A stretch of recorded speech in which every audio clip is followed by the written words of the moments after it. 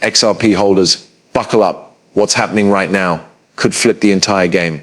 Some big names are in the mix. Trump, Scott, Secretary DeSantis, and of course everyone's favorite financial wildcard, Jim Cramer. Now, say what you will about him, but the guy has a knack for stirring things up. And in true Cramer fashion, he's out here saying it's too soon to call a market bottom. If you're familiar with the famous inverse Cramer theory, you'll know that might actually be the best bullish signal we've gotten in weeks. It's kind of hilarious, honestly. Cramer drops a warning, and crypto fans everywhere take it as a green light. He's basically saying the worst isn't over. But if history repeats itself, that could mean we're already turning the corner. Let's just say his track record has made him a bit of an accidental market predictor. And yeah, when he's optimistic, we get a little nervous. But when he's doubtful, that's when people start paying attention. Now, beyond the laughs, there are some serious updates to keep on your radar. Trump's back in the headlines talking tariffs again, which signals the ongoing trade war still has some gas left in the tank. That's important, because macroeconomic shifts like these ripple through the financial markets, XRP included. So yeah, keep your ears open. We'll dive into what this means in the short term, but don't lose sight of the bigger picture. Long term, still looking solid. Now let's talk about what Secretary DeSantis had to say. It's big. He's gone on record saying that digital asset companies deserve clear and fair regulations, and that's exactly what the government is working toward. That's huge. It's not just talk anymore. We're seeing real steps toward clarity, which opens the door for major institutional partnerships. This is the kind of groundwork that brings legitimacy to crypto, and XRP is right at the heart of it. Meanwhile, traditional banks are starting to feel the pressure. They're brainstorming ways to fight back by possibly launching a joint stablecoin. The idea? Build something that competes with the systems crypto companies already have in place. But here's the catch. It's going to take them a long time. These systems aren't built overnight, and even when they start, chances are they'll need help from existing crypto infrastructure to actually make it work. To pull it off, banks would need to create their own blockchains, payment rails, and platforms from scratch. And guess what? That's a massive project, one that crypto networks like XRP already have running and ready to go. In short, the future is being built, and XRP is already several steps ahead. Let's talk about something important. Should banks be allowed to have complete control over stablecoins? Ethically, legally, that's a pretty big question. And it's one that Secretary DeSantis, along with others in the Trump administration, seems ready to address. The spotlight is now turning toward companies that were actually built with digital assets in mind, not traditional banks trying to jump into the space. These crypto-native companies are expected to get some much-needed regulatory clarity soon, and that's going to be a huge win for the industry. Now, when it comes to banking, not all players are the same.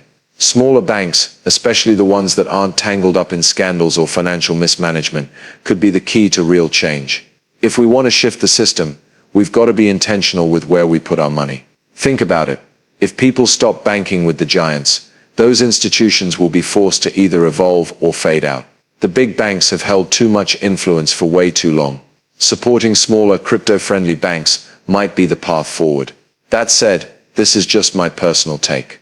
But speaking of bold moves, President Trump just made headlines again. He's gone all in on new EU tariffs, locking them in at a hefty 50%. In a statement that raised eyebrows worldwide, Trump made it clear he's not chasing deals anymore. His message to EU-based companies: build in the US, or pay the price. He's essentially telling them, you don't want to play fair, fine, but you'll pay for it. Honestly, it was blunt. But that's Trump's style, and it's definitely grabbing attention. In my opinion, these tariffs might actually be working out better for the US than people expected. Look at China. They backed off. The EU, they're trying to work their way around it, but they're definitely feeling the pressure. After Trump's latest announcement, we could see more concessions coming from Europe just to keep trade flowing. It's a fascinating standoff, and one that's already leaving its mark on the financial world. We've already seen markets react. Right after Trump brought up the tariffs, there was a sharp dip, no surprise there. But when he confirmed that the 50% tariff rate was sticking, this literally dropped about 20 minutes ago. Crypto markets barely flinched. They're holding up pretty well. The stock market, though, that's a different story. It took a quick hit, especially for companies like Apple and Nvidia that depend heavily on global trade without tariffs. But even those losses are starting to recover, showing that while there's some fear, investors aren't in full panic mode. Yeah, the markets took a pretty hard hit when the news first dropped, but honestly, they've bounced back surprisingly well. What this tells us, if we're paying attention, is pretty simple. Every time Trump brings up the idea of raising tariffs, the markets tend to panic at first, then recover. So what's the play here? For me, it's been buying the dip. And let me tell you, it's been paying off big time. In a minute, I'll walk you through some of the actual trades I've made. Real results, not just hype. It's wild when you think about it. One moment, Trump's offering a 90-day pause. Then the next boom, he's slapping on a 50% tariff. You can't make this stuff up. But here's the thing. The guy clearly knows what he's doing. As chaotic as it may seem on the surface, there's a strategy behind it.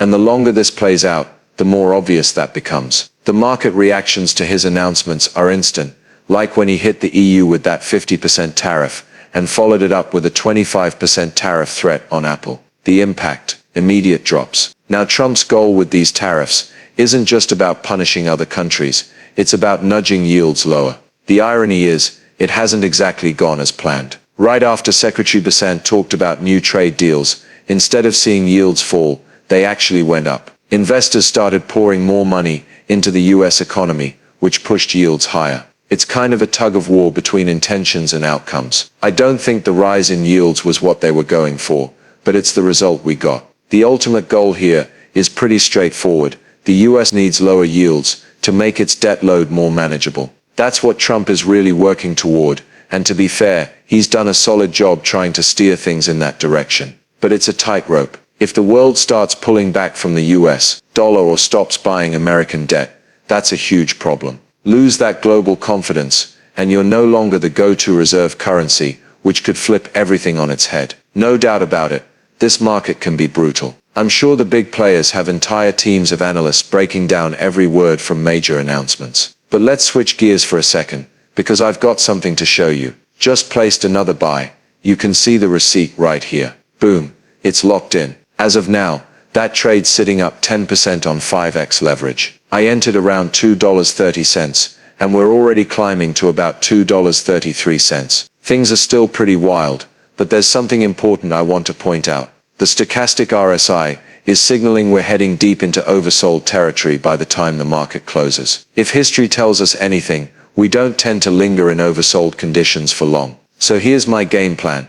I'm staying patient. If I have to ride this out for a few weeks, so be it. And yep, I'll keep scooping up every single dip along the way. Trump has a habit of making aggressive trade announcements at the beginning of each month. April 1st, March 1st, May 1st, same pattern every time. If he sticks to that script, we might see another market correction roll in. Just like we saw early April. Just like late February into early March. It's a pattern, and I'm watching closely to play it again. If he turns up the pressure on international trade, like he's done before, then there's a real shot at another market shakeup. And if that happens, well, I'll be ready. That's been my strategy lately.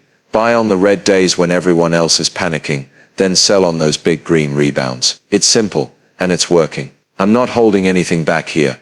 I've been sharing these trade signals for free. You heard that right.